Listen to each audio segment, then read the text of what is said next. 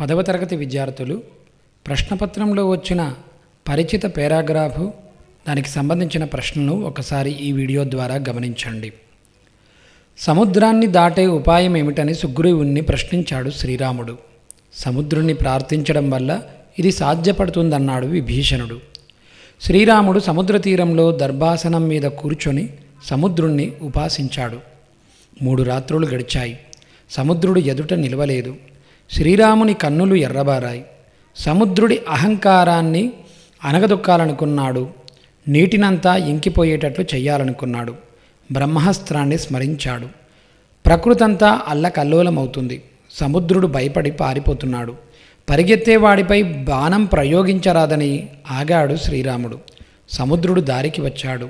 లంకకు వెళ్ళడానికి దారినిస్తానన్నాడు.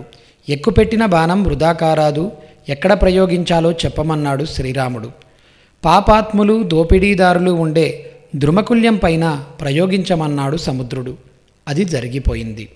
ప్రశ్నలు: సముద్రుడిని ఉపాసించిందెవరు? సముద్రుడిని ఉపాసించింది శ్రీరాముడు.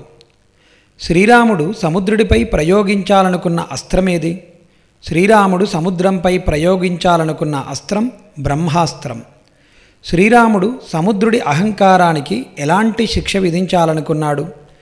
శ్రీరాముడు సముద్రుడి అహంకారాన్ని అణగదొక్కాలని నీటినంతా ఇంకిపోయేటట్లు చేయాలనుకున్నాడు. శ్రీరాముడు ఎవరిపై బాణం ప్రయోగించరాదనుకున్నాడు? శ్రీరాముడు పరిగెత్తేవాడిపై బాణం ప్రయోగించరాదని అనుకున్నాడు. ద్రుమకుల్యంపై ఉండే వారెవరు? ద్రుమకుల్యంపై పాపాత్ములు దోపిడీదారులు ఉంటారు.